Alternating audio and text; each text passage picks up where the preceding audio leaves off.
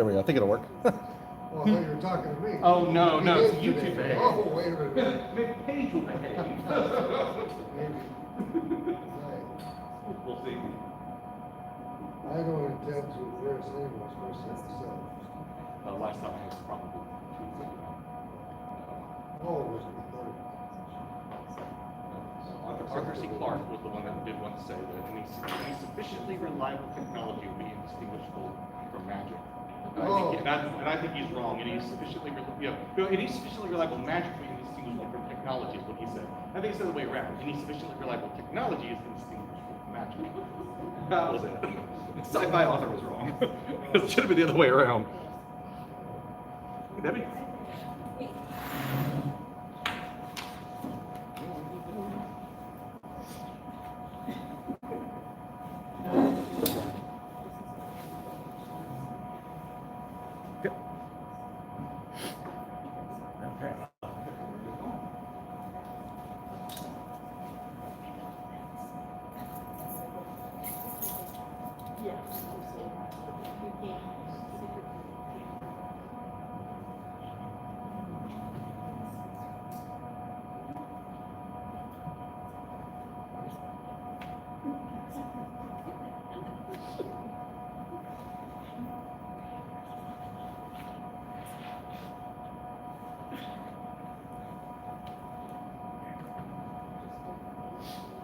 Okay, we'll get started here.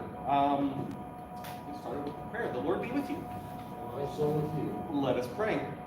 Almighty God, who has prepared for all those who unfeignedly put their trust in thee such good things as do pass the understanding of man, mercifully distill into our hearts the oil of celestial inspiration, that we may be endowed with true wisdom and have a right judgment in all things, and may both perceive and know what things we ought to do, and also be capable presently to effect the same.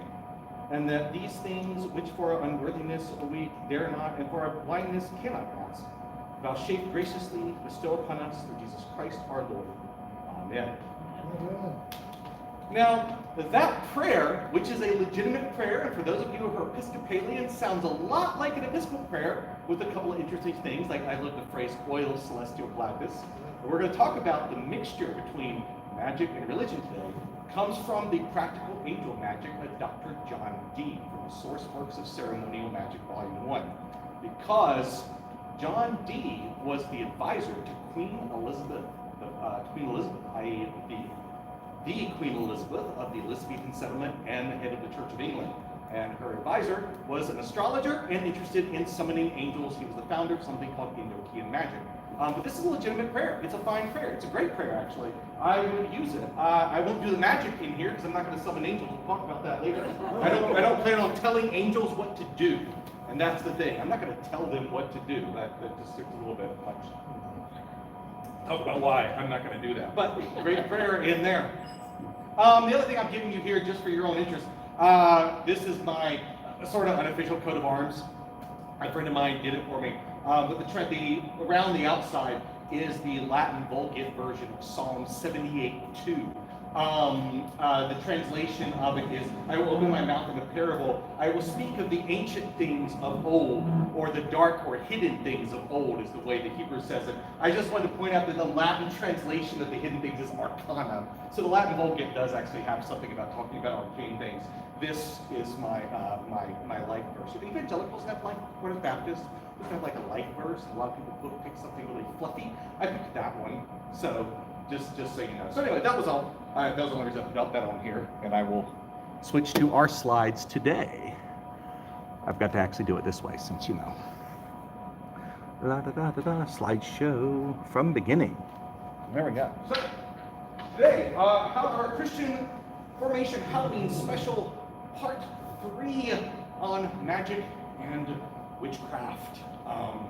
This is a Monty Python joke for those who've seen Monty Python, the Holy Grail. How do you know someone is a witch? Well, witches burn, wood burns, wood and duck weigh the same amount, so if she weighs as much as a duck, she must be a witch. That was a joke in Monty Python and the Holy Grail. And for many of us, when we think about medievals and witchcraft, this might be what we're thinking. We might think that medieval people ancient people kind of had this view of witchcraft and kind of just, would have been tricked by this. Thought, well, if someone weighs as much as a duck, then we may as well burn her. That's really not true at all. We're going to talk about this in a minute. But medieval magic and witchcraft was much more nuanced and complex, and I think we need to give medieval people a lot more credit than we often do. There was a lot more going on in medieval belief and society, but it's a funny Monty Python joke. I've gone over this before, of course, where I am coming from. I am, of course, biased in my own experience. I am a Christian priest. I'm coming from this from a Christian perspective. I talk about these on other videos, and then also, as of course talked about before, we're talking about this missing middle, right? So the ancient worldview of the Bible and traditional societies had a sort of a vague three-tier view of reality. What we've been talking about these 3 Sundays has been that middle world, whether regardless of the religious context, this belief in lesser spirits, angels, demons, elementals, fae, demigods, ancestors, saints, magic, whatever. This is that middle world. We live in a post-enlightenment world. We assume none of that remotely comes close to existing. In our world, we have made God into kind of a vague divine, and the humanity in the world are mechanical objects without any relationship to each other. In the world of the Bible, in the world, the ancient world, up through the medieval world, that's not the way they saw things. And this is important because when we talk about magic, when we talk about witchcraft, when we've talked about demons, when I did the series on angels, regardless of what we're talking about context where the assumption is all this is of course real. And this is important when we actually think about what magic meant in the Bible, what magic meant in the medieval and Christian worlds. There wasn't like this separate box called magic. There was just a bunch of stuff that people did. Some of it was allowed, some of it was not. All right? So we'll get into more of that as we go. But that brings up to a preliminary set of categories. I want to point out, particularly for us Christians, all right, or if you're not Christian visiting, that's great too, but that I would say to the Christians here in the room, the following are not synonyms. Please do not use them that way, okay? Magic and witchcraft really are not the same thing. We'll talk about what the differences might be. Paganism, okay? Paganism is not the same as witchcraft or magic. Paganism is a religious tradition. I'm giving you some fuller definitions on your handout here. Magic being magic actually is a Greek word. So remember in the Gospel of Matthew, the 3 wise men, okay, the Greek text is magi, which is connected to the word magus, because in the Greek world, they use this word magus, which is where we get the word magic from, to reference these sort of these religious and spiritual practices of foreigners, particularly Persian Zoroastrian priests. So the 3 people that come to visit Jesus are Zoroastrian priests, and they were known in the Greek world for being experts in astrology, and they follow a star, it kind of fits, and they were experts in hidden knowledge, and they were seen as doing magic. That was what the Greek and Roman worlds called it for them. Now, the Greeks and the Romans also did things that we might call magic, but they used that word particularly for those foreign things. And then later it became the word they started using, even in so we're talking about pre-Christian Greece and Rome, words, that they started using for these kind of secret knowledge, power, things of that nature. Witchcraft, we'll talk about what that was and what it was not. I've given you the word here, maleficum. I like to use that word for it. It means evil creation or evil making. Not all magic was considered witchcraft. In fact, one of the books I have here, you'll be able to look at, Magic, Witchcraft, and Ghosts in the Greek and Roman Worlds, has excerpts from some legal text, pre-Christian legal text on witchcraft. The pagans also made witchcraft illegal, actually, because it was considered to be harmful stuff. It was when you did curses or you were going to, poison somebody, actually. There's some evidence that a major aspect of the idea of witchcraft was poisoning. We'll talk about that in a minute. Another book I have here for you, if you want to see I'll talk about this, but if you want to see what Greek magic actually looked like, I have the Greek Magic Vocabulary in translation, so you can see what actual Greek spells look like. So there's a real spell book. I brought 3 actual spell books, so you can see what they actually looked like at the time period. which is good to know. Like, what was this stuff we're talking about? You got to actually see it. And one of my things here, I kind of have a couple of things, but one of them is just making people not scared of looking at it. And the other thing, and the reason I've given you these distinctions here, that paganism is not witchcraft or magic, right? Paganism is a religious tradition, okay? So just the same as Judaism. We talk about Islam, Shintoism, Hinduism. Paganism is the same. Now, paganism is, of course, not all monolithic. There are different versions of it. Druidism, you have Celtic versions of paganism. Wicca is a subcategory of paganism, right? Asatru is Norse pagan. Different forms of paganism believe different things. So some are very modern attempts at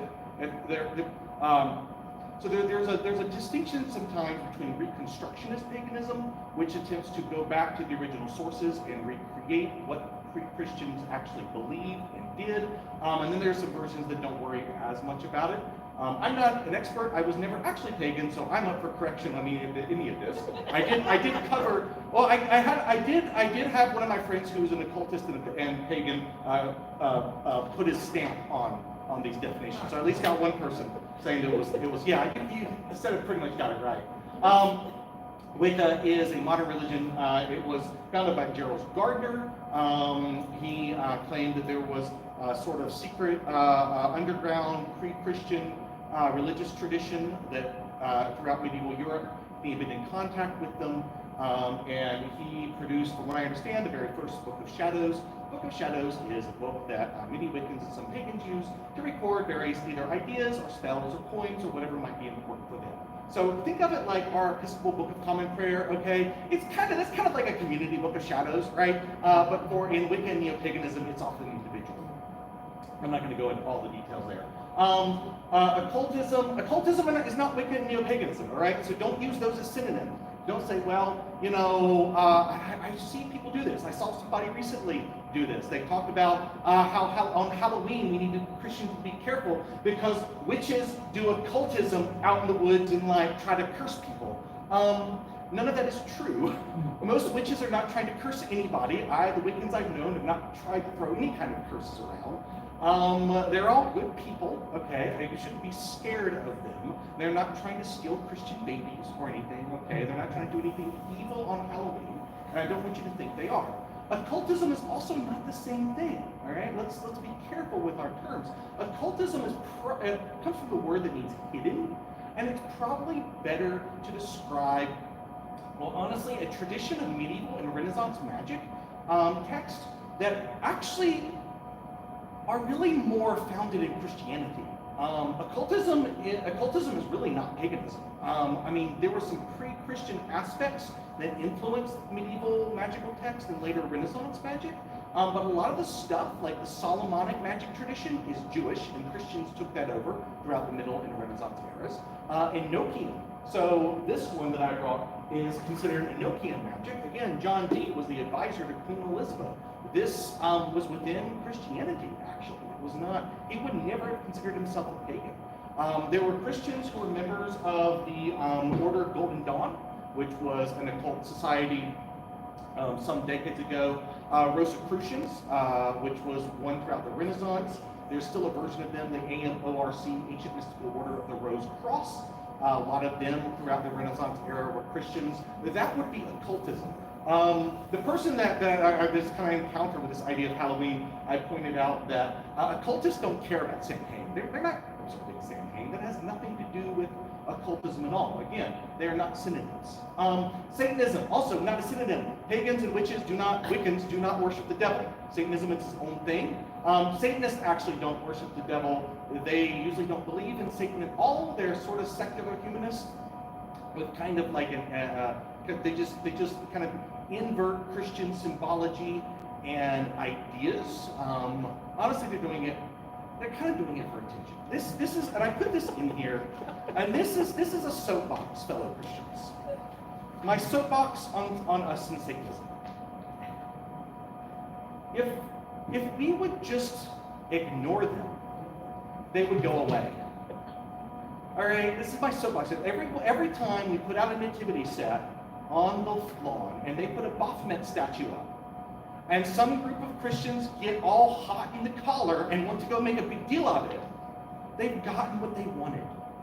They're trying to get a rile out of you. If you would just go and say hi to them and hand them some water and tell them they hope you have a good day and walk away, it will be fine.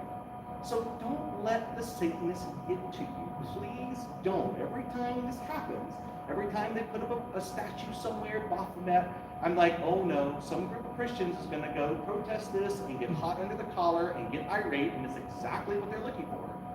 Just ignore them and be nice to them and hand them some water and say hi, hope you have a good day. And yeah, it'll be fun. So anyway, just a note on that. Most of them don't believe in Satan either. They're actually secular humans. Oh, sorry, the Baphomet statue. You know that one with the horn, the goat thing with the person? That's a Baphomet statue. Yeah, yep. Yeah. So they don't actually worship the devil. They're doing this to. It's trying to. The large part of the motivation is to get a reaction from Christians. So every time we react, we're giving them what they want. Please just stop reacting. Just love them, pray for them, hand them some water, and be nice to them. All right? And don't worry about it. You cannot accidentally get possessed by Satan by passing a Baphomet statue. Okay? It'll be okay. It's going to be fine. I mean, I believe in supernatural stuff, and I'm not worried about this. All right? Devil worship is a whole different deal. Again, none of them worship the devil. Wiccans don't worship the devil. Pagans do not worship the devil. Occultists don't worship the devil, although in Christian sorcery, which we'll talk about, they tend to control the devil, but that's a different deal. There are very, very, very few people out there who probably actually believe in a Satan and actually worship him. That's probably incredibly rare. I don't know how many, but it's going to be really rare. It's really not a problem. There are no secret groups of devil worshippers out there. So the 80s satanic panic was a conspiracy theory, and I was not too far away from what happened during the witch trials in the Middle Ages either. New Age is kind of a catch-all term for any kind of vague spirituality that doesn't fit sort of mainstream religion, right? It's a fairly broad catch-all term. Spiritualism was popular turn of the century, and it was mostly involved in attempting to contact the souls of the dead, so seances were popular in spiritualism. Again, some pagans might also do occultism, some pagans might also do spiritualism, but those are not synonyms. Paganism is a religion, and some of them may do none of that. They just might worship the Norse gods and call it a day. Folk medicine, whole other deal, right? Folk medicine is just like traditional herbal medicine. It's not inherently magical or occult or anything of that nature. You might think it doesn't work, but that's not the same thing as calling it one of these other things. And alchemy was just proto-chemistry. Alchemy, even in the Middle Ages, alchemy was not considered magical or occult or anything like that. In fact, there is a saint of the church, Saint Albert the Great, Albertus Magnus, who was known as being a great alchemist. He was a Dominican, of all things, right? So, yeah, alchemy was just, Isaac Newton was an alchemist. He experimented with alchemy. One of the lists of alchemical symbols you can get is Isaac Newton's list of chemical symbols. Alchemy was just an Arabic word for the studying of this stuff. And in the later Renaissance and into the Enlightenment, there was this idea of separating between the old ways of doing things and the new ways. And so chemistry was the thing we call the new and proper way. And alchemy was the old and improper way of doing it. It was a polemical division. But early on, chemistry and alchemy were synonymous terms, really. They kind of sometimes were used the same way. And again, it's an Arabic term, like algebra. It has that all in front of it. It's just the study of this chemical stuff. Along with that, this is something just to keep in mind, stick in your hat. Remember that religion and culture are not always the same. So religion might involve God or gods, devotion, spiritual beliefs. Culture might be clothing or food or architecture or language. Some things fall a little bit in the middle. Holy days, spiritual practices, taboos. This is sometimes important when it comes to Christianity and paganism, because sometimes we get into this tug of war over whether like the Christmas tree is really pagan or really Christian. And there's a whole history there we could talk about. I actually don't care, is actually my honest answer. Because, like, Okay, so some things, when they're part of the cultural practice and people change religion, they don't completely change what they do, right? If somebody, and this happens today, there are people that were raised Christian, and so they do the Christmas tree as it exists in the modern world, and they observe Christmas. And for most everybody, most people, Christmas is Christian. Pagans might do Yule. Jews do Hanukkah. We will often do Christmas. Well, they become atheists, for example. A lot of them still observe Christmas, right? They're not secretly Christian any more than Christians in the Middle Ages who did some stuff that pre-Christians did were secretly pagan. They were just Christians who did the same cultural stuff. They didn't stop eating salmon because pagans ate salmon. They didn't stop dressing, the same way. The Romans didn't stop wearing togas just because pagans wore togas and now Christians need to dress differently. Nobody did that, all right? So I think we need to be careful about this kind of thing as well. And some of the stuff we share, right? We share some cultural stuff, and that's okay. That's just how things are. Okay, before I move on specifically to magic and witchcraft, any questions about those? You don't understand where I'm getting at, trying to make the distinction between this, because this is really important. Yeah. I just want to interject here about alchemy. Yeah. Was in the Middle Ages, wasn't there kind of a movement to find gold, like that's what Rumpelstiltskin is all about? So yeah, one of the main things with alchemy was to be able to turn lead into gold or create gold in general, because gold was seen as the highest and most pure form of God's material creation. And so there was this idea that you could kind of learn about how God had made things by learning how to do this process, that this would be the ultimate process to raise something as base as lead up to its true self of being gold. I'm highly simplifying. There's a lot more to alchemy. And I'm not an expert on it, but that's broadly speaking what I've read. Yeah. So yeah, just as a note, wherever you are, please do not call pagans or Wiccans devil worshippers. They're not. That's my bottom line with this. Okay, be nice to them. All right. I'll talk more about later. We got some stuff that overlaps too. We got some big differences, and I'll talk about the differences. But yeah, so I buy incense at the local metaphysical shop. They're great people. So let's talk about magic and witchcraft. What even is magic and witchcraft? Oh, this sounds like, well, of course I know what magic is, but do you? So, the problem is from the very beginning, and I kind of talked about these definitions, is we have a little bit of struggle with what these words even largely mean, because they have changed meaning over time, all right? We might say, what's manipulating invisible forces? I've heard people use that definition. Well, electricity is largely invisible. Gravity is invisible. And interestingly enough, in the Middle Ages, and there's a great book here, Miracles in the Medieval Mind, talks more about this, but in the Middle Ages, they would have called that kind of stuff, they would have said they were occult in a way, because it was a vague word. It was actually a neutral word originally. They might even use the word natural magic. You would find the term natural magic in the Middle Ages and Renaissance. What would be natural magic? Well, alcohol makes people drunk. They might have called that natural magic. If there was a certain herb, aloe, for instance, aloe helps heal burns, it would be considered natural magic. It would be that they would say it was the virtue of aloe, the power of aloe to be able to do that, all right? So that doesn't really help. That doesn't really kind of help us know what magic is. It's kind of an unhelpful definition. What about defining something as superstition? Well, magic means what's superstitious. Well, that's great. What's superstition? In pre-Christian Rome, superstition, superstitio, was any forbidden religious practice. So it might involve curse tablets. And so in pre-Christian Rome, sometimes, we actually have a lot of curse tablets from that era. It was a great way to try to win a race. So actually what we find is they sometimes be buried underneath the Colosseum, right? And so the racers would buy, so you're a racer, and you got the other chariot racer, and you want the other chariot racer to lose, so you put a curse tablet under where he's gonna run, and that was the idea. They try to do that so the chariot would break or whatnot. Well, that was illegal. Using love potions was illegal because that's, love potions are really kind of immoral. If you think about love magic, it's kind of a magical dating, right? you're kind of forcing someone to fall in love with you.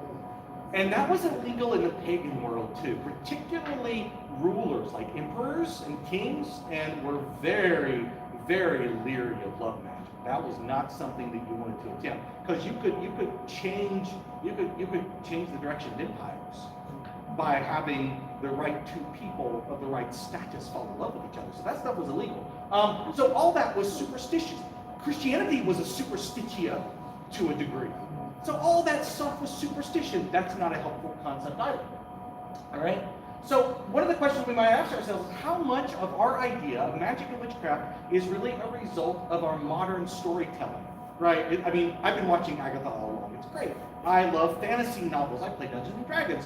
All that fantasy magic. How much are we influenced? We think what magic is. Are we being influenced by culture and not by what even the Bible used by that word? And the Bible did not have a word for magic. We'll talk about that here in a minute. The problem is that magic is more often a polemical term, right? It's more of a term that gets used to designate true from false. I've got another book there called Religion, Science, and Magic, goes into that.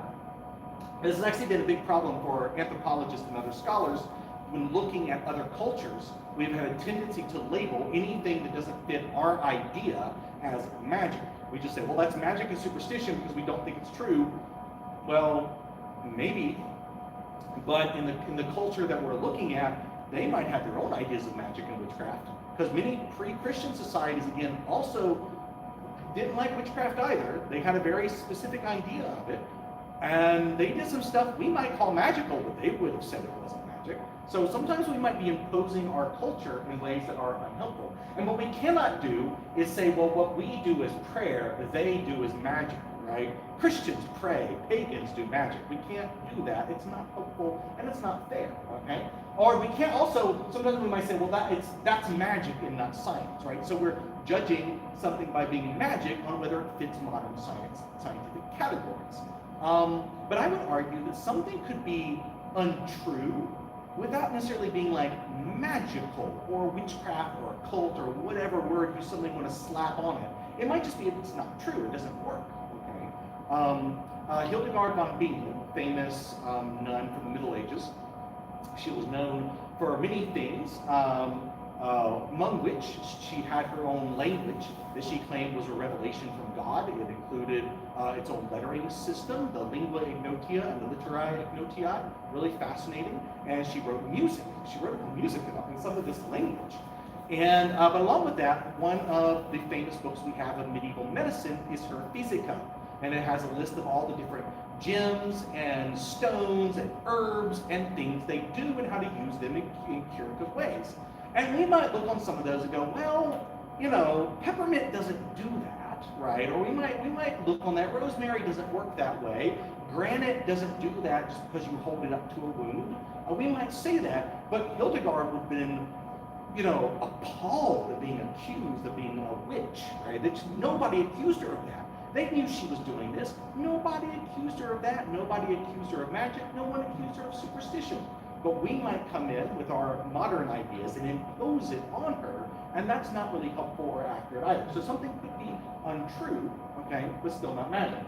So we have to remember pagans also prayed to religions, and Christians in the past have practiced magic and sorcery, and all medieval Christian sorcerers and magicians were Christians. This is something that Christians and pagans, I notice both sides don't want to admit, right? Sometimes I think both sides want to believe there was a secret underground group of paganism, and you know, it doesn't seem to have been.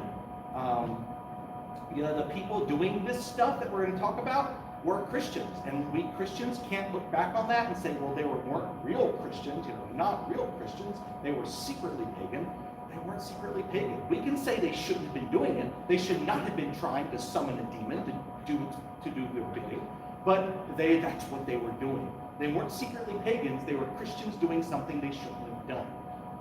We'll talk more about that, because it's witch trials too. The witch trials, they were killing Christians. We Christians were killing each other out of conspiracy theories and fear. We'll talk about that here. So what led me to this kind of idea, that jump-started this, is this quote that I had to give you. This started my whole thinking, this started the rabbit trail. that has eventually turned into this. It's from a book, Jewish Magic, Magic and Ritual in the Ancient World. And in one of the chapters, Sacrificial Themes in Jewish Magic, says this: from the Reformation on, magic and sacrifice became battlegrounds that demarcated true and false religion. Generations of historians of religion have relied on Protestant polemics against Catholic conceptions of the Eucharist as sacrifice. And such polemics, sacrifice and magic, are identical, and both are bad. So what's this saying is very often when we use words like magic or witchcraft, but particularly the word magic, very often what we're really doing is we're saying that is an unacceptable religious or spiritual practice. It doesn't have an objective meaning most of the time. During the Reformation, what the Catholics did, when the Catholics would go out and they bless holy water, they say, well, that's superstition. Superstition is magic. What you're doing is magic, and therefore what you're doing is actually paganism. Catholics would have said, there's no way we're doing paganism. We're not pagan. We're doing Christian stuff, because Christians bless holy water, right? It became a polemical term. This, I didn't put in the notes, but this led to something else that I feel like I do need to mention, because something had this entered popular culture, popular ideas. So some people may have, okay, I'll start this. How many of you have heard of Jack Chick? Have you heard of Chick Tracts? Yeah, you will. Yeah. Chick Tracts. Okay, so Jack Chick was some wild fundamentalist who believed that there was this conspiracy of like Jesuit Satanists trying to take over the world, and he created all these little Christian tracts with little comics on them. There was one on like how Halloween is really of the devil, one on how the Eucharist in the Catholic Mass is really like a summoning of the Egyptian gods. He was serious about that. He didn't come up with that idea. There was a Protestant minister in the 1800s named Alexander Hislop, and he wrote a book called The Two Babylons. And it was pseudo-history in the highest degree. Essentially what he did is he went through and he saw what Catholics are doing, and if he could find anything that looked remotely like something that some pre-Christian tradition may have done, he decided it was a secret cult that had survived. So one example, bishop hats in the Catholic Church and Episcopalian Church, right? We've got the funny bishop liners, right? The bishop hats. They kind of look like fish. Well, there was a religion in the time of ancient Israel. There was a god that was worshipped named Dagon, D-A-G-O-N. For those of you who are Lovecraft fans, Dagon appears in there. Lovecraft got that one. That was real. Most of the other old ones he made up. Cthulhu, for instance, he made that one up. Dagon was not. He got that from ancient Near Eastern religion. And we have images of them wearing these little fish hats. So Alexander Hislop said, aha! Catholic bishops are secretly priests of Dagon because their hats are the same. It was all conspiracy. And sometimes in popular culture, that became common. So we started thinking, popular culture started saying, all these things that look like something some pre-Christians did must really have been a secret underground cult. It's all conspiracy theories. But none of that was actually true. Those two things look alike, but they're completely unrelated. They're just unrelated. All right? So it became polemical. Magic became a polemic you could use against your enemies. I do real religion. You do magic. I do science. You do superstition and magic. I have religion. You're a witch. And it became polemical. Okay? That doesn't mean these definitions don't have something meaningful. I'll get to that. But I need to deconstruct it all first so we can think about it in a better way. Right? Okay. So I'm going to give you an example, actually, a mix between prayer and magic in the medieval Europe. This is from the Ars Notoria.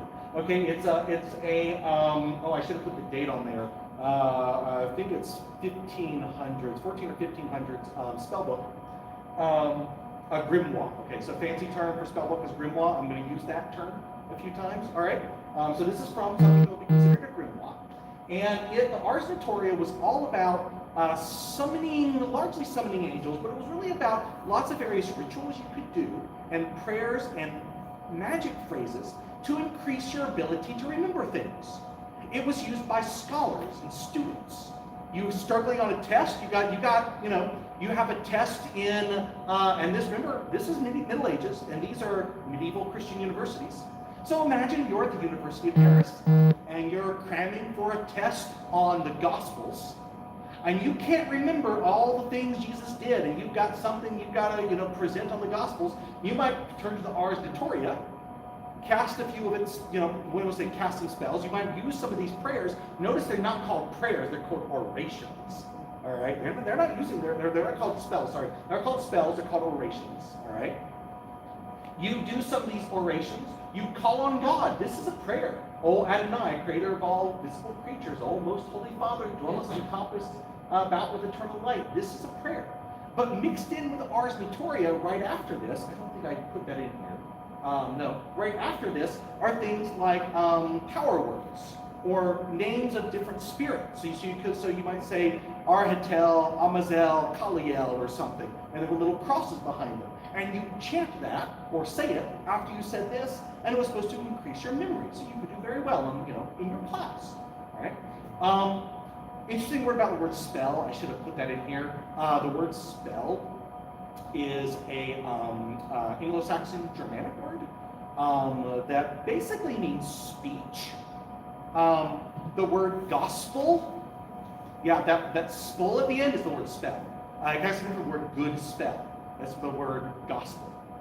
The Greek word is evangelion, but in English they needed to translate it, and it was good spell, gospel. So it was just a generic word. There's a lot of stuff in remember that are actually neutral, but get used differently. Again, that's the kind of polemical thing. The runes are that way, right? So for the ancient Norse, the runes were just a writing system. They could use them in magic, just like some people might use English letters in magic or Latin letters. But runes were not inherently magic or occult. They were just the writing system of the Norse. That was kind of all they were. So anyway, but none of these things are to use spells. Some of the grimoires use the term experimenta. This is an experiment, a love experiment, and they call them an oration or something. They don't actually use the word spell in the end, so you don't see like a spell for doing something. And you can check out some of those because I brought a few things here. Let's see.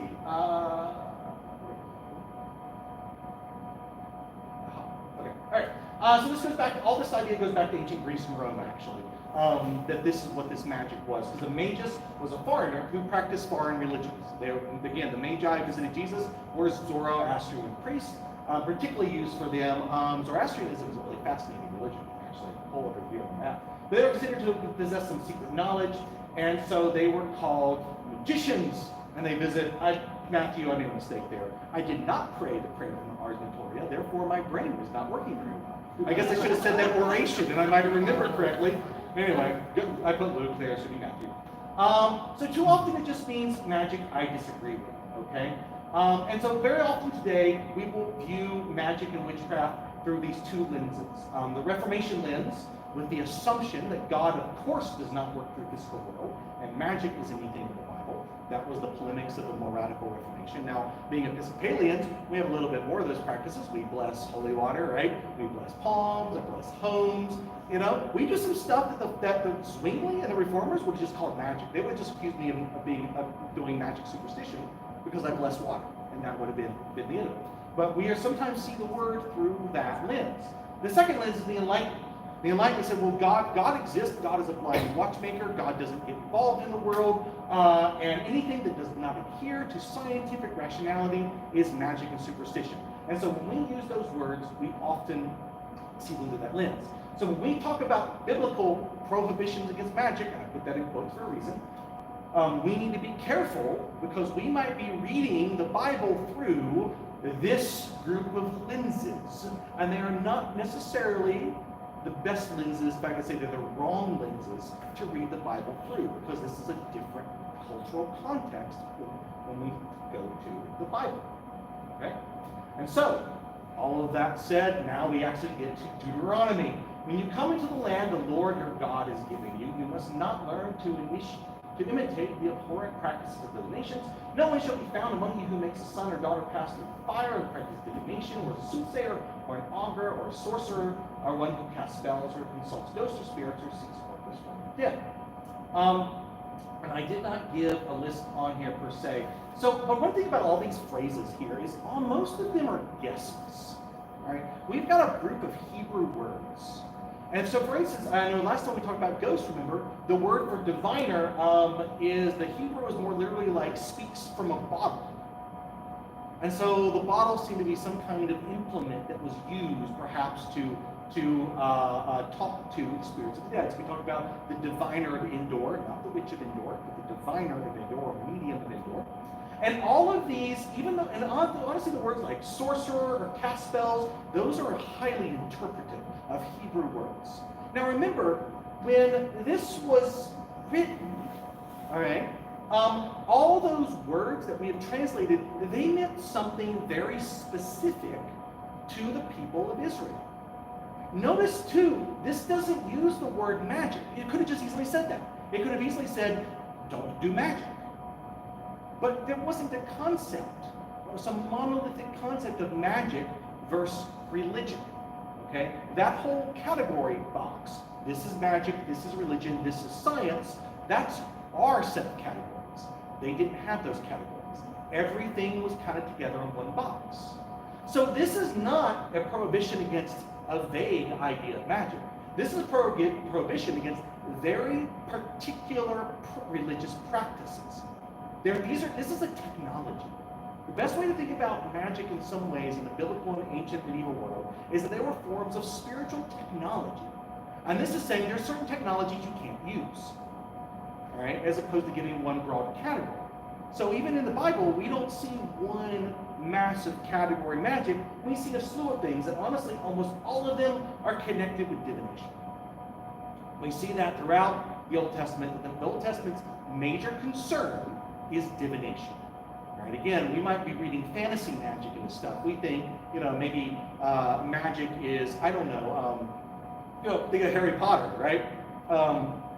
Causing a feather to float, or saying lumos and getting your wand to light up and seeing at night.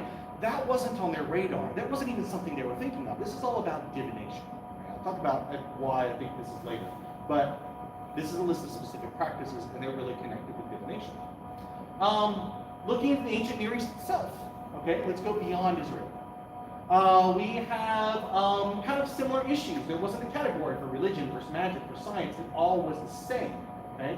And sometimes I think we impose our modern categories onto ancient medical texts. So one of the books, I don't have it, but it was in the library in seminary when I started looking into some of this, was on it was a Babylonian magical text. And some of the stuff in there, I looked at it, I was like, well, is this really magic or is this ancient medicine? They might take a certain herb, put it on a place where there was a snake bite, and say, snake bite, go away. It was kind of there was a rhyme to it or something. Oh, like, fine. In our context, we might think, oh, the rhyme makes it magic. But not necessarily for them. They might not have thought it was magic at all. They might have just, this is the way reality works. So some of those things are a little bit iffy. What they consider magic. Sometimes I think we might be reading our post-Enlightenment world into the ancient world, in ways that aren't really accurate, if we want to be accurate. However, say magic in Egypt, if we want to use a broad category of magic, in Egypt and Babylonia did have some similarities. So there are a lot of declarative statements. So here's a book, Ancient Egyptian Magic. I am one invisible form in the midst of sunshine. I enter into fire, I come forth from the fire. And I don't remember what that spell was supposed to do, but let's just give you this as an example. I do have some copies of the pyramid text. We have some, you can get those pretty cheaply, translation of the pyramid text. And maybe some of you have heard of the Egyptian Book of the Dead, which was just, the idea was this a group of rituals and things one could say to help you pass from this life to the next one. And a lot of the pyramid texts have some very similar stuff. And so with some of them, the person would, the thing they would read, okay, the spell, if you will, was like, I am Ptah. Ptah was in some places the head god of the Egyptian pantheon. I am Ptah, I do this, I am this, and you kind of became that deity in some way. So that does seem to be kind of common in some of the ancient Near Eastern stuff there. Let's see here. Take a little pause for questions. We got more of this. This has been an exciting. This intersects my interest in weird things and my interest in medieval history, and so I might be going a little fast. I got a bunch of books, so I want to take a look. Just anything that's confusing so far.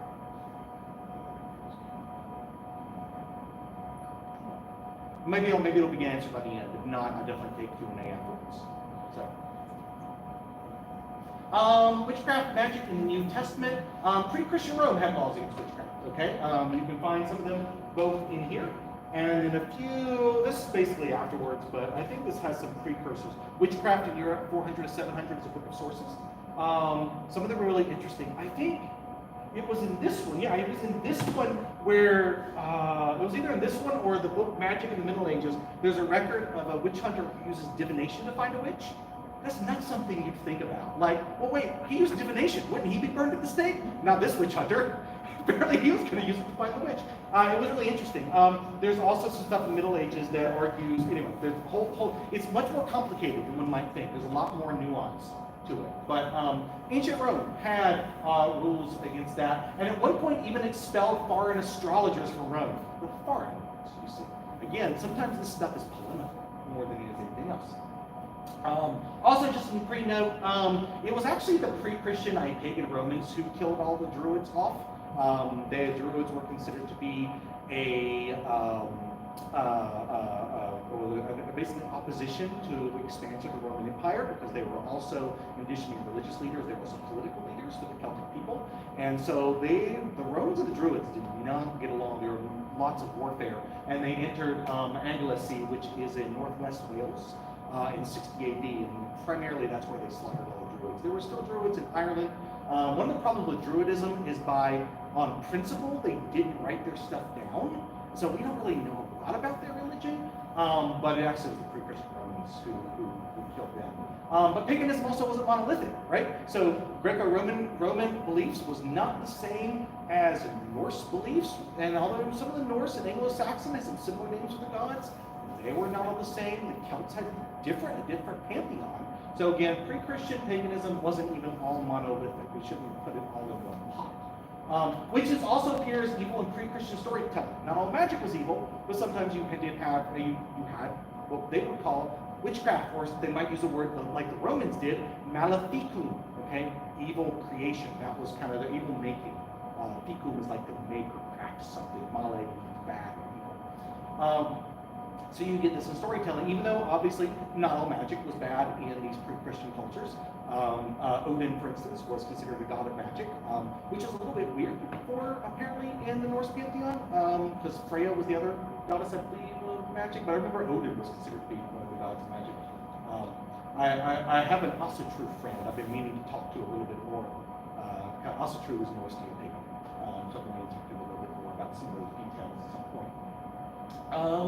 Roman distinction was between religion and maleficum, or maybe black magic or witchcraft, if you want to use that term, and curse patterns. But there are some common elements in the cultural world of the New Testament. And you can see some of these here in this Greek magical papyrus translation, where you can find some random spells. I probably turned it away. There's a request for dream book. You can see some stuff, little diagrams and letters here. And I was trying to see if I could see one. Oh!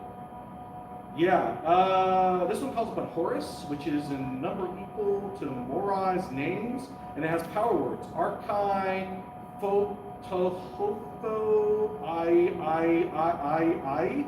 Io, Thotho, I don't know. You're supposed to say it 36 times, so I didn't accidentally do anything.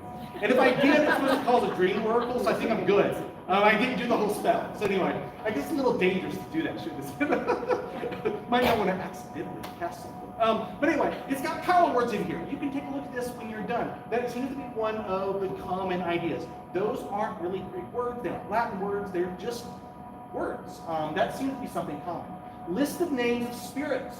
Often they combine with Hebrew, Aramaic names of God. You find a lot of syncretism in some of this. Sometimes they just mix the different deities together. That was very common, calling all these names. Or, and this will be important for Renaissance magic, binding of gods or spirits to do the will of the caster. That was the main thing. So this wasn't like lighting a candle and thinking about how much you want to have a good day and like this is like a luck spell. It wasn't what they were doing. This was calling on deities, calling on spirits. There were lots of theories about how it worked. There was another tradition of astral magic. There's a book called the Picatrix. That was a whole theory of like this energy from the stellar rays was what powered like talismans.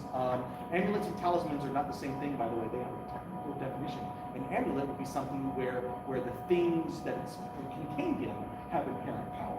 A talisman would be something that uses the power from somewhere else, like for instance, celestial rays, like in the Picatrix.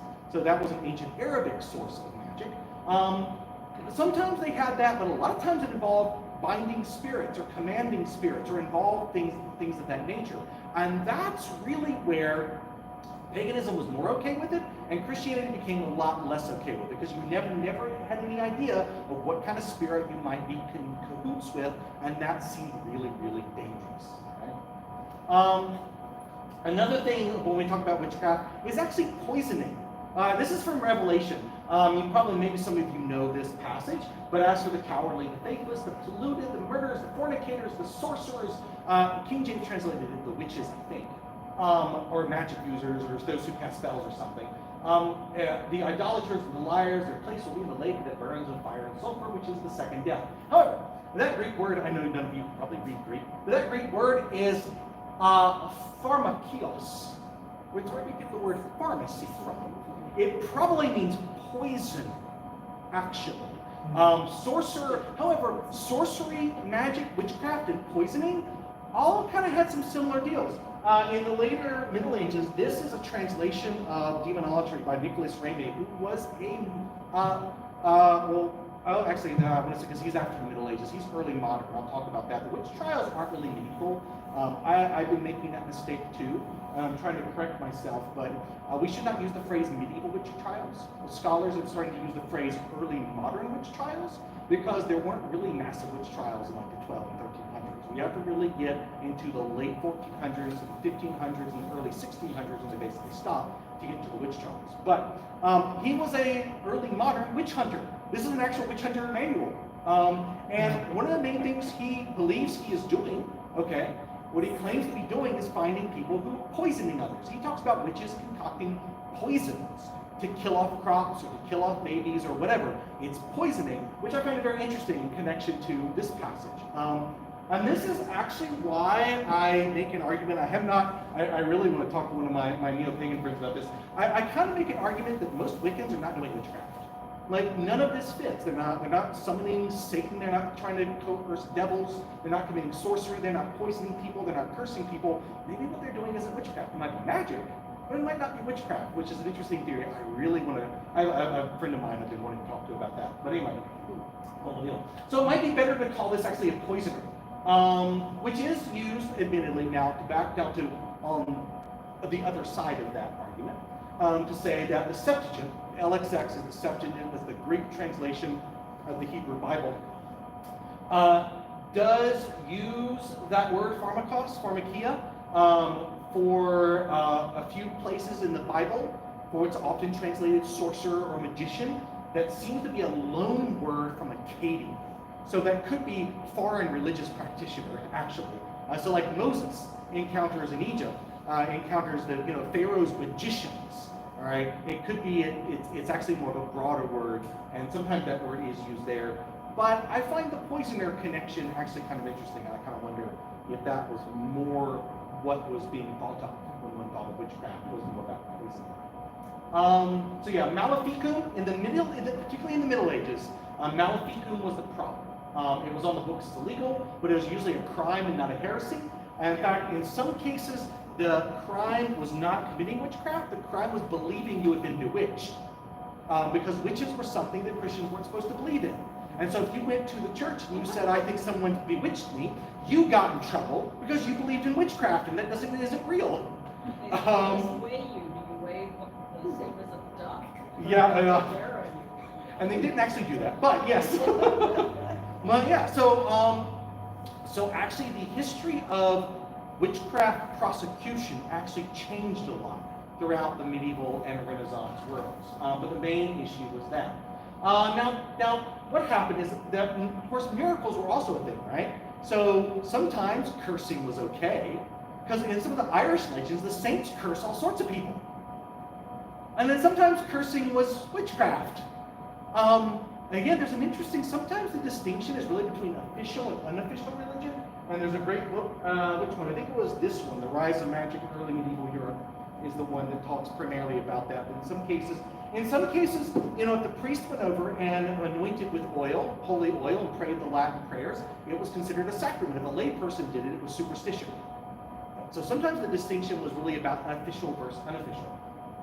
But so there was witchcraft, which was on the books as illegal. It was cursing. It was evil. And it was primarily directed towards harming someone. And then there were miracles, right? Saints can perform miracles. Relics might perform miracles, things of that nature. But between those two, there was this vaguely defined realm of maybe natural powers, right? So there was natural magic in some cases. That was sometimes the phrase used. Sometimes there might be an idea that an herb could do something. And there was some gray area in this. And a lot of times it was under suspicion by the church. But sometimes it was also seen as the medicine of the day. And it kind of vaguely even depended on who you talked to. But some people who were skilled in this lore, okay, or seen to have innate power, were known as clever folk. And this was not the same as the crime of witchcraft. If I could recommend any book on any of that that corrects any misunderstandings, it's this one, Popular Magic, Cunning Folk in English History. It's very interesting things to say about these cunning folk. First off, the average person made a pretty big distinction between cunning folk and witches. In fact, one of the things cunning folk did, one of their things they were paid to do, was to unbewitch people. So once someone bewitched you, you went to a clever folk or a cunning folk to get it removed. And even during the height of the witch trials, he argues, pretty successfully, I think, even the height of the witch trials, clever folk were really never executed. They were never brought up in witchcraft trials. And sometimes the authorities tried. Even when they thought it was the same thing, the average person, they knew the difference between a witch and a clever folk. They were very, very different kind of things. Also, unlike a lot of pop culture, most clever folk were men. The idea that women were primarily doing magic wasn't actually true. First off, you had to read. So it tended to be men with some level of wealth who could afford, like, a book of magic. It tended to be clergy, because clergy could read. And a lot of the clever folk were actually men, historically, from what we know. What happened in the early modern witch trials is that most of those prosecuted for witchcraft were women, but most people doing the stuff were men. Yeah. Oh, really? Yeah, I know. I'm sorry. We'll get there in a minute. I know that's unbelievable. That would never happen. Just wouldn't ever be that way. But yeah.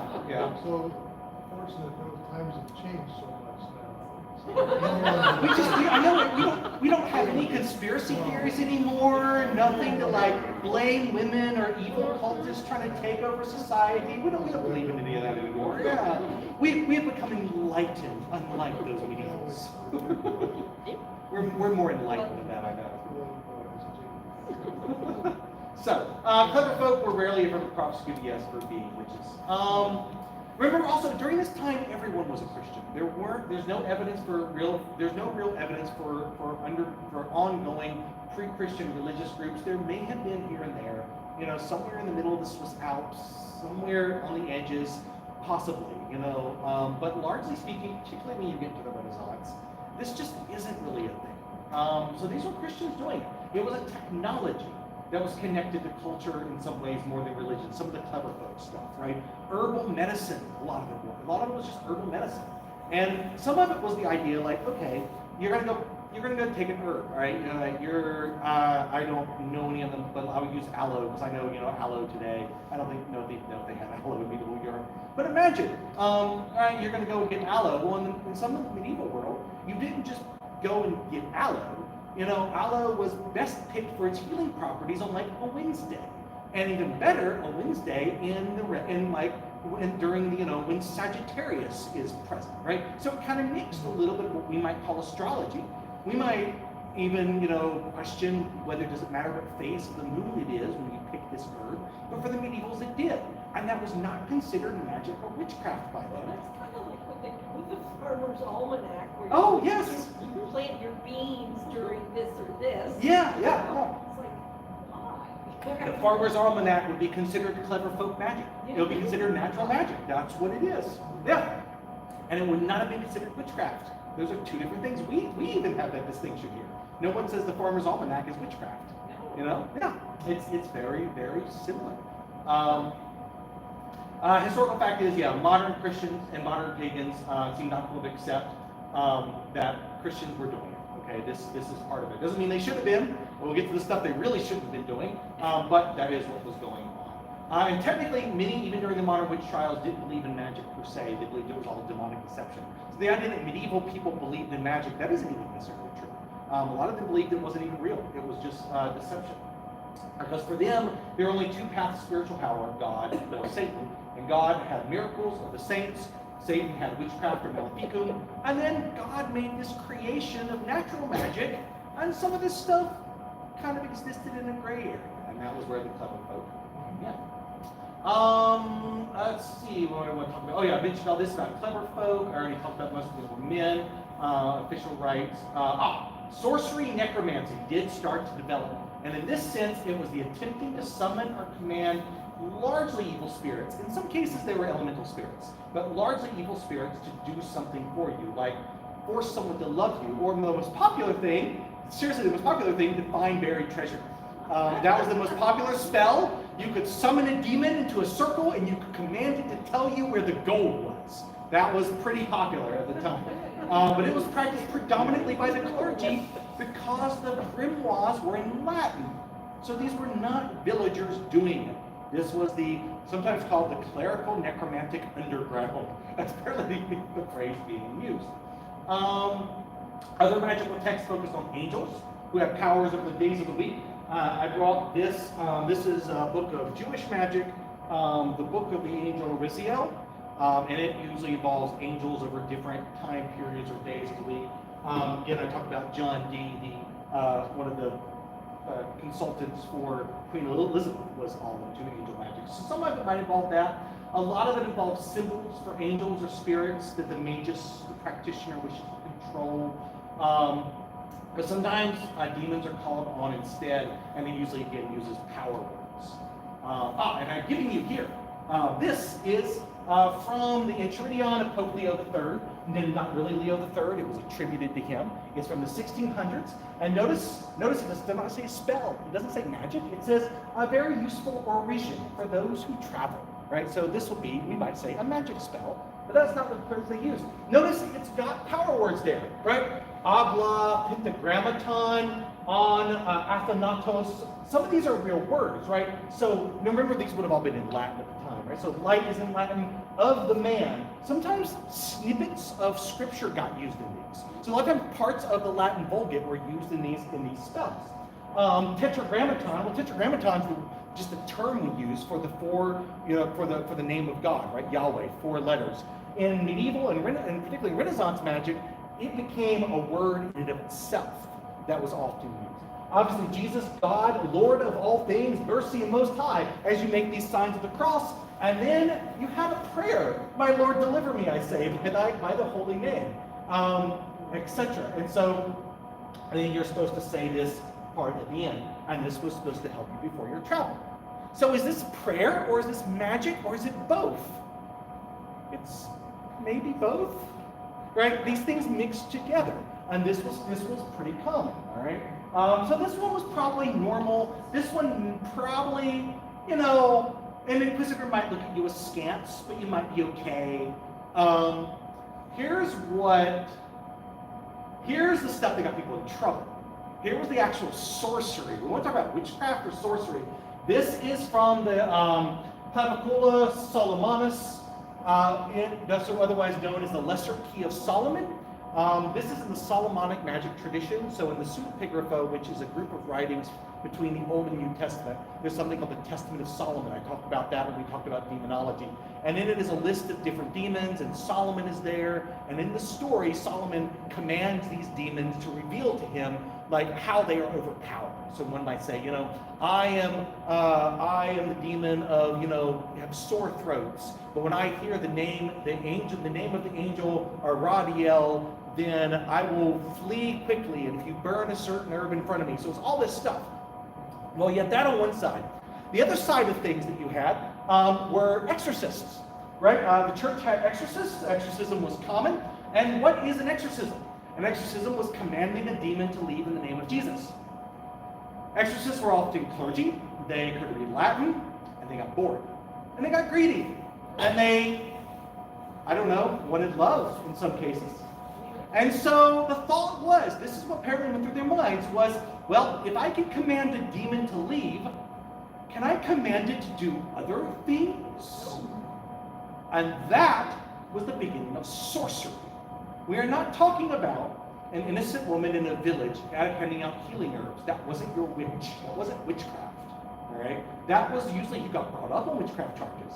But that wasn't who was doing it. It was the clergy who were doing it by doing this stuff, by thinking that they could doing this to summon demons to do things for them. So look at this. It looks a little bit like some medieval exorcisms. I conjure you instead of maybe I adjure or I exorcise you. Some of them do say the exorcist will say this stuff. They're actually it's actually that blatant. Ye rebellious spirits. And then look, it's in the name of God. Again, this is the pagan stuff. This is Christians trying to do necromancy, they call this necromancy, but doing, summoning demons. And then notice it's got these power words in it. All of a sudden you recognize Adonai Elohim, right? God Almighty. Some of them are just unpronounceable. I don't even know how to pronounce Zabaoth, maybe? I'm not even sure how to pronounce that. It says what it means, but whatever. It doesn't actually mean that. It's got these power words, and notice you're trying to summon rebellious spirits. And a lot of this stuff from the Renaissance era was doing this in an attempt to get these evil spirits to do things for you. And I want to say, besides just the fact that this seems like a bad idea, right? Just let's step back and be like, you know what? If there's anything to this at all, it seems like it's a bad idea to try to be involved with evil spirits. It just seems bad. On top of that, some of the spells they were trying to do, if they could actually do them, I want to remind us, we would make them illegal too. We would also still have witchcraft as illegal. Love spells. There was one, I was going to try to find it again. I don't remember which spell text grimoire I saw it in. It was from the Renaissance. And it was a love spell where you commanded this evil spirit to take on the form of the woman that you desired. And the spirit would go replace itself with the real woman and would bring the real woman into your magic circle to do with as you please. If people did that, we would also put them in jail, right? Like that would be illegal. This isn't this isn't innocent healing stuff. We would make that illegal, okay? If people were summoning demons that kill off crops, we would also make that illegal. In fact, in England, that's usually what happened. In England, witches were hung instead of burned. So burning was reserved for heretics, so we'll talk about the early modern witch trials here, actually. Really only happened during the 16th and 17th century. And what happened in the early Middle Ages, witchcraft was this stuff. Like it was people doing bad stuff, people doing curses, people maybe killing off crops, and people really, okay, here's what was, most of the time what was going on was this. You might be walking through a village, and you've got somebody in town, and nobody really likes them. And they're kind of annoying. Maybe and unfortunately, sadly, tragically, they might have a mental health issue. And they've kind of been ostracized. And maybe you don't see them, or you walk past them, you kick over one of their bushes or something, or maybe you just accidentally knock into them on the way to the market. And they look at you and go, "You'll regret this." And then the next day, your child falls sick. You go, "Oh wait, that weird guy. He said you'll regret this, and now my child is dying." they cursed me. They're a witch. That's what was going on. So it was all fear and conspiracy, really, is what was going on. And that was individual. Until you get really to the 16th, 17th century, 15th century as well, the Malleus Maleficarum, the Hammer of Witches, was kind of the thing that started a lot of it. It was deeply misogynist, horribly so. That started a lot of it, where then witchcraft went from being something that an individual might do to this sudden fear that there was this group of evil covens of witches all over Europe seeking to destroy society. And it became a conspiracy. And then it became a conspiracy theory, and people got afraid, and then the witch trials really started to bring up. That's what sparks all of it. And some of that was because society was starting to also kind of fall apart. Okay, living in the 1200s would not have been that bad. Actually, 1200s were pretty good time. 1300s though, 1300s are awful. If you take a time machine back and you want to visit medieval Europe, I can recommend 1100s and 1200s. I can recommend 1600s perhaps. Avoid the 1300s like the plague. The Black Death begins in the 1300s. Also, a famine begins in the 1300s. Climate change, actually. There's a small level of climate change starts to affect crops throughout Europe. It's not much. It's only like a sliver of a degree. It's actually way less than what we're experiencing now. And it was enough to completely change agriculture in medieval Europe. And you started having famines. You had one summer where there was almost never any sunlight. And the Black Death is ravaging Europe. It killed off like 60% of the population in a 5-year period. That is astronomical. On top of the famine, on top of the days of darkness, 1500s, medieval Europe was walking into a post-apocalyptic society. A lot of the best and brightest had been killed off. A lot of towns were left desolate. Okay, there was a lot of rebuilding, and there was a lot of trauma, right? I mean, we think we had a little bit of trauma from the pandemic. Nothing like what happened during the 1300s. Plus, this is when the 100-Year War begins between England and France, and the 1300s is also when you get 3 popes. You actually get 2 popes initially. There's one pope that's elected, and there's another pope that challenges authority. So you have 2 popes. Now, we might think, oh, that's funny, but if you're an average medieval person, and you have been taught and you believe deeply that the See of Rome is God's church on earth, and the Pope is who God has appointed to lead your soul to salvation, and that you aren't supposed to make, you don't need to decide what the Bible says one way or the other. You have this guy that God has given. And now there are 2 of them, and they've excommunicated each other. And you better pick the right one, or your soul might be in jeopardy. That is anxiety-inducing. Sounds like when churches break up modern day. Oh yeah. Oh, except it'd be worse. Except now, except half the people will think the other half are going to heaven. Well, maybe that's still true. Your Texas church. That's still true. Yeah, no, that's still true. So the 1300s were awful. It was a hard time. Out of this, about 100 or so years later, it starts to become a conspiracy. These people are making pacts with the devil and trying to destroy Christian society, and that begins the early modern witch trials. And people believe that if a group have been evil enough to sell their soul to the devil to kill other people, hurt others, or livestock, or create bad weather, they're trying to hurt the community. That's what was going on. Okay? But this was an early modern development that really lasted a little bit at the time. Let's see. Witches were feared not because they did spells. It wasn't just they cast magic, but because they were thought to destroy crops, kill and curse people, and were part of an evil conspiracy. That was the main fear that drove the early modern witch trials. Again, it had been illegal, but it had been more of a civil law than religious. In fact, early on, the Inquisition was not allowed to prosecute witchcraft. I can show you the documents in here. They were forbidden from doing it. It wasn't their job, because it wasn't considered a heresy. See, when I said witches in England were hung and they were burned in Europe, it's because the crime of heresy resulted in burning.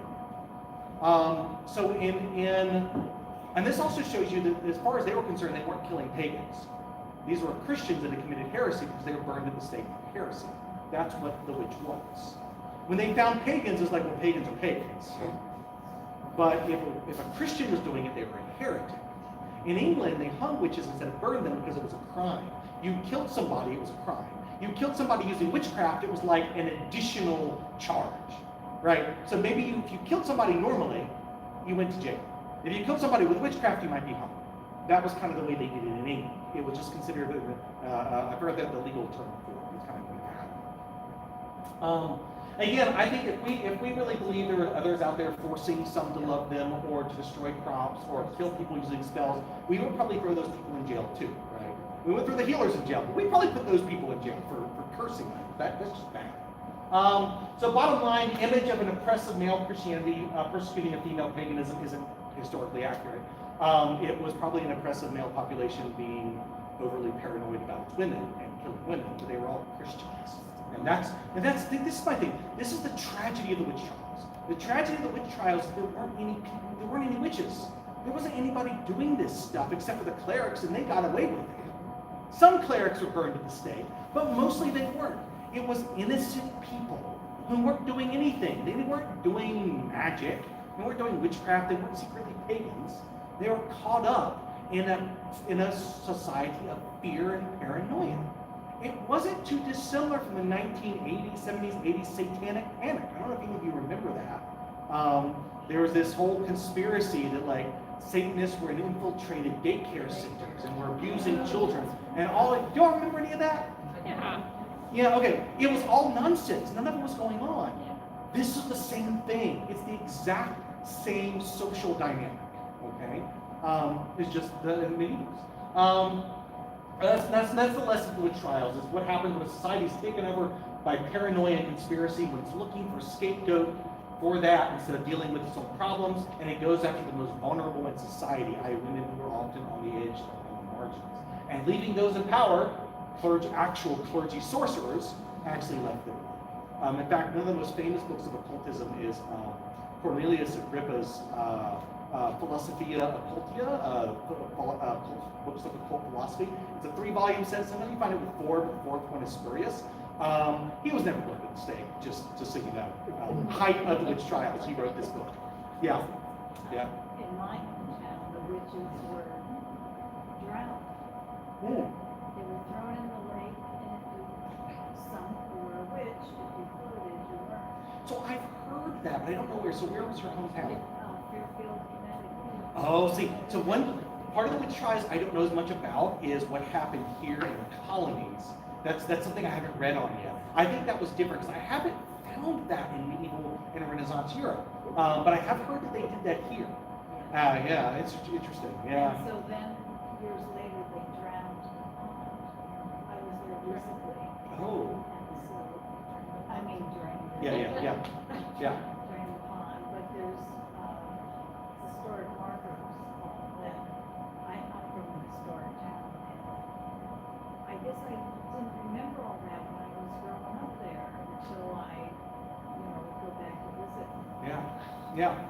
So it lasted in the colonies longer. One of the first groups to stop the witch trials was actually the Spanish Inquisition in the early 1600s. No one ever expects the Spanish Inquisition, but another long platform joke. Sorry, it's a British humor. Anyway, however, ironically, the Puritans in New England were doing it long after the Spanish Inquisition was doing it. Just before you blame Catholics for all this, Puritans, hard Protestants, were doing this too. That's actually a good reminder. It wasn't just Catholics doing it. So let's see. In England never really embraced the full conspiracy of a diabolical cult. It was a little bit different there. It remained a crime instead of a heresy. England never really had the same level of top-down organized witch hunt. Sometimes they happened from the bottom up. And torture was also more rare in England, although it was certainly popular in Europe. The other thing I want to say about this, actually, for all the witch trials were horrible, and it'd be awfully awful even if one person died, the number is actually lower than one might think they are. I did some, I wish I put them in here, I don't even know if I put them in the notes, but within about a 150-year period during the height of them, I think it was like somewhere 100,000 were brought to trial, 60,000 were executed. when you divide the number of executions up by year, it comes out to be a smaller number than people who die by the flu today. And just like you probably don't know anybody who died by the flu, if you were alive in 1350, you really wouldn't have been encountering witch trials at all. If you were alive in, like, let's say 1600, let's say 1580, really the height of all of it, unless you were in certain specific areas like Germany and Bavaria where there were a lot of it going on, you might never even see it. So the idea that you're walking through a medieval village and people are just burning everywhere, that's also really not true. It was still fairly rare, but don't get me wrong, it was awful that it happened, and the torture was awful and horrendous when it did happen. Some of that's also Victorian stuff. A lot of the medieval torture devices that you see are actually Victorian imagination. They didn't use them in the Middle Ages. It doesn't mean they didn't use torture devices, but a lot of it is the Victorian imagination coming up with stuff. That's a whole other medieval history thing. So what can I say? I've kind of deconstructed all this, and I'm probably not giving any Christians any kind of answer. I'm being typically Episcopalian. I'm leaving you with some vague ideas, right? It's on brand for the Episcopal Church, okay? But I do want to give you something. So I think there's the following traits that might define magic in the sense of, here's some stuff Christians probably shouldn't be doing, okay? I think binding of spirits or deities to do the will of the person. And this is for several reasons. Evil spirits you shouldn't be involved with, and good spirits or neutral spirits, how about you just don't try to force them to do stuff, right? You wouldn't want to enslave a human being. Why would you want to enslave something else, okay? I don't think we can force an angel to do something, but I just think that kind of thing itself, binding spirits, is probably wrong, outside of, again, an exorcism telling a demon to go away. That's about the only thing we're allowed to do. Otherwise, I think it's just probably immoral to do that. Non-real magic words or phrases, that seem to be something common throughout history. That seem to be something I might say is magic. Spells, if you like the idea that a spell must be done correctly to work. So if you have a prayer and you're praying, and again, Christians and pagans pray, so this is not based on religion, right? But the difference between prayer and magic might be if you're supplicating your deity and you mess up some of the words, you figure, well, the God knows what I'm intending. If you think, oh, I messed up, I have to start over, none of it's going to work, right? It's probably closer to magic. So on Sunday morning when I consecrate the Eucharist, every once in a while in the Eucharistic prayer, I make a mistake. I don't stop everybody and start over because it didn't work. So I think that's a little different. Divination seems to be out. I really think this one is probably. I think there's some reasons for that. I think it largely has to do with. That in the ancient world, particularly biblical world, it involved using spirits to do that. And again, you kind of have the issue of what kind of spirits are you in contact with, and that can be really, really dangerous. But also, I think the idea was a little bit of, you can't know because we have some level of free choice. The future basically doesn't exist yet, and the only person that would know the future is God. It just doesn't exist yet for us, and there's no way we could have access to it. So I think that's why actually that one is out. And the only thing the Bible explicitly forbids. And then using any maleficum or sorcery of any of that all seemed pretty obvious to be really bad. Yes? Could you go back to Divination. Yes.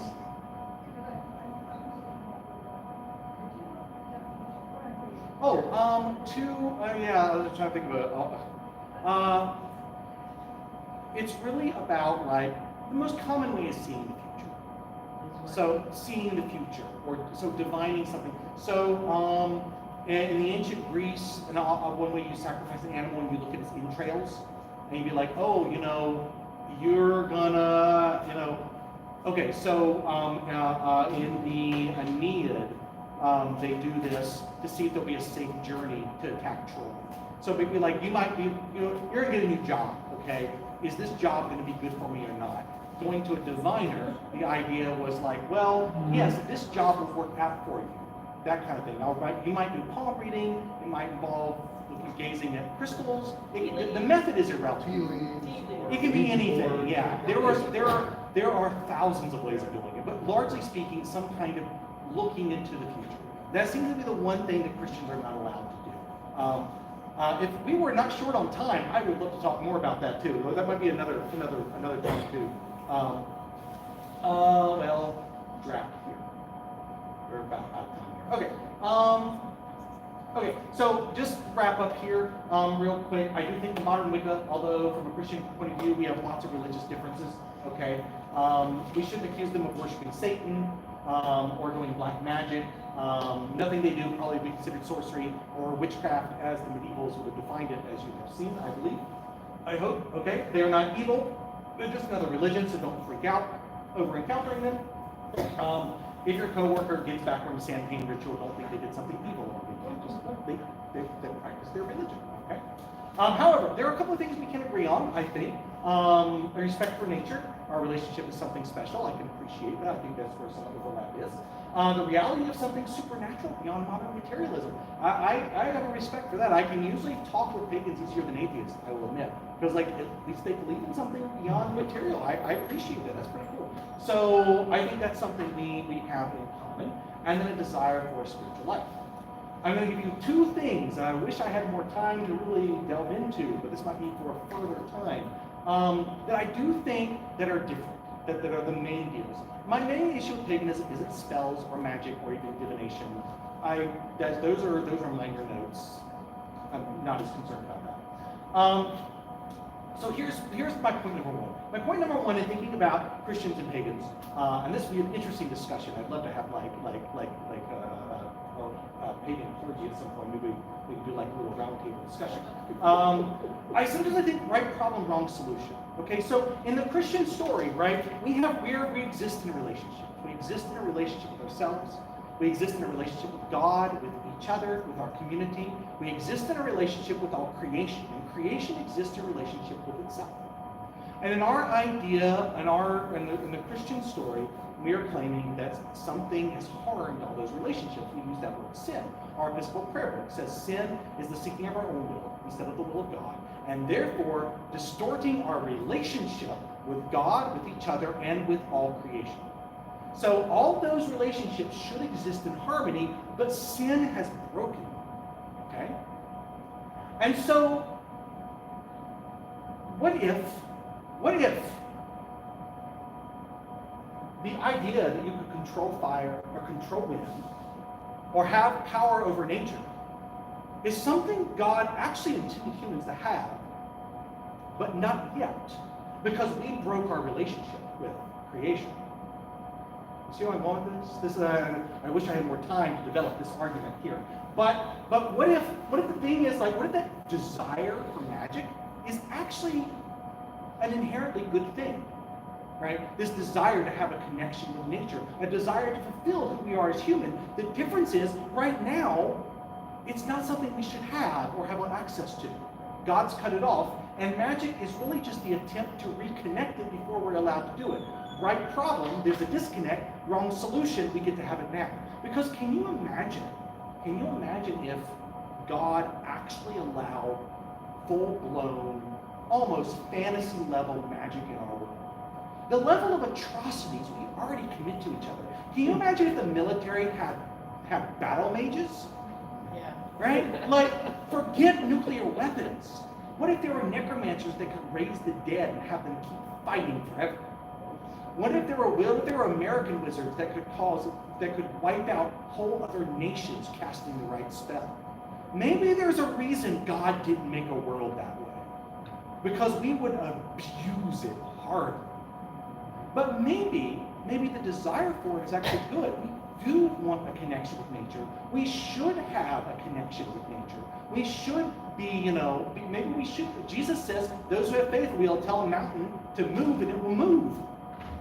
Maybe we were supposed to be able to do that, but our sin has broken the relationship. And our sin's broken our relationship. And maybe what it is magic is trying to reconnect these two lines, the person and creation. But they're broken by sin and they can't be fixed yet because we would horribly abuse it. And then number two, I think it's missing out on our destiny. And I think one of the big issues with Christianity and paganism, again, isn't the magic thing. I'm not as worried about that. But you think about polytheism. Polytheistic systems, the gods are like a god of thunder or a god of the wind. Maybe a god of war, a god of love, a god of fertility. They're parts of the natural world, or they're parts of kind of human desire. And I think that the reason idolatry, actually, because the Bible talks about don't worship idols, I actually think the reason it's actually bad is because it inverts who we're supposed to be. gave us dominion over creation. In other words, we were made in God's image. So in the book of Genesis, it's really fascinating if you see what's going on. God makes a garden, and gardens are temples. In the ancient world, a garden was a temple. So there's Eden, and God makes a temple. And what do you do in a temple? You need an image of a god in a temple, right? You build a temple to Marduk, you need an image of Marduk. You build a temple to Aphrodite, you need an image of Aphrodite. God makes a temple. God needs images. God makes man and woman in his image. We're his idols, if you will. We are the things through which God works. So if you were in ancient world and you were in a temple of Marduk, Marduk was seen to rule his city through the temple and through the image, his image that would be inside the temple. God made us to be his priests. Humanity are the priests of all creation. We're the fulcrum point between the spiritual and the material. We sit in that middle point, okay? We're to be vice regents over creation. We abused it, and we have abused it, but we lost our destiny. We were supposed to be so much more, all right? So the problem, I think, with a lot of polytheistic systems, and why I think what the issue was, is that instead of being God's co-rulers, instead of being his priests, instead of being his vice regents, when we worship the ocean, we're inverting the whole thing. The ocean, we're not supposed to worship the ocean. The ocean is supposed to get to God through us, because we were supposed to be the ocean's caretakers. You see? So I was once asked why I believe in Jesus and not Zeus. And my response was the same, like, Zeus isn't good enough. Why would I worship the spirit of thunder when I can worship the God who made the thunder? Why stop at Zeus? I don't care whether Zeus exists or not, or Poseidon. If there is a Poseidon, then our destiny is to tell Poseidon what to do. Because we're God's images over creation. We were supposed to take care of that. We were supposed to take care of that spirit. We didn't. We hardly abused everything. And then we go worshiping it, which we're not supposed to do, because that inverts and corrupts the whole thing. And then we think about our own human desires, the desire for love, the desire for a roof over our heads. All those are good things, but when we make them our main thing, if we make a god of love and a god of fertility and a god of, wealth, and we worship those things, then we start to become really corrupt really fast. We become greedy, we become prideful, we become lustful, we become gluttonous. I think that's what the 7 deadly sins are. It's when we put those things out of order and we serve them. We don't serve those things serve us. That way we can say, no, this is not an appropriate action for me, even though I want it, because I don't worship my desires. This is not an appropriate thing to do. This is a boundary I have to have. I have the right to. People miss that on sin. People sometimes think sin is doing whatever you want. It's not. Sin is doing what you want and not being able to do anything else. It's like a drug addict. Freedom is being able to say no. I'm not going to do that. And that's why we don't worship a goddess of love, because we should be able to tell no to Aphrodite. I don't care whether Aphrodite exists or not. That's not the point. It's being able to say no. Our destiny is to be greater than God. And then be God's caretakers and God's vice regents and stewards over creation. And I think that's why polytheism is wrong. And I think that's the main problem with idolatry. So, anyway, that's it. Instead of, what if Jesus provided a way to God and promised us a destiny greater than the forces of nature? We don't worship the forces of nature. What if Jesus provided sacraments? What if the sacraments are the true magic? What if I do magic on Sundays?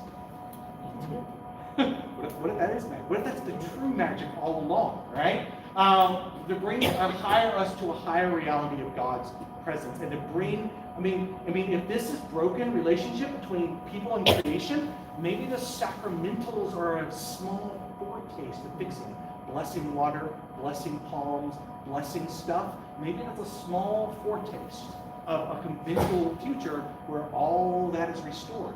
Where, Jesus curses a fig tree, Jesus calms a storm. What if that's not only because he was God, but because he's fully what human beings are supposed to be, right? And so we look for a day when Jesus will resurrect our bodies, a new heaven and new earth. Romans 8:23, all creation groans awaits the redemption of our bodies. The Bible does not say redemption of souls, it's the redemption of our bodies. Resurrection, a new earth, where we will be fully God's image and once again take our proper place as priests and vice regents over creation and have dominion. And then Unlike this magical text, we won't need all this. We will command angels, like Jesus says. You will judge angels, it says in the Gospels. You won't need the spells to do it. You'll just tell St. Michael what to do, and we'll fulfill our destiny. So anyway, that's it.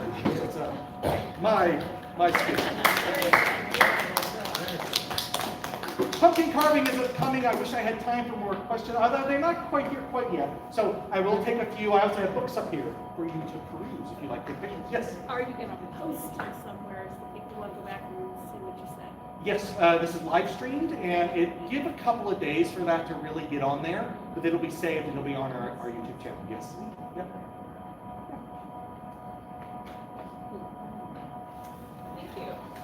You're welcome. Was it what you expected when the Christian priest were going to talk about magic and witchcraft?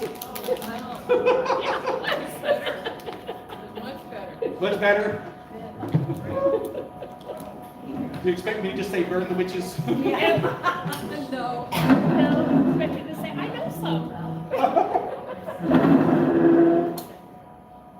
Thank you. That was very, very informative. Good. Let's see how to, nope. Okay, oh, I know what's going on. I need to end streaming. Yep.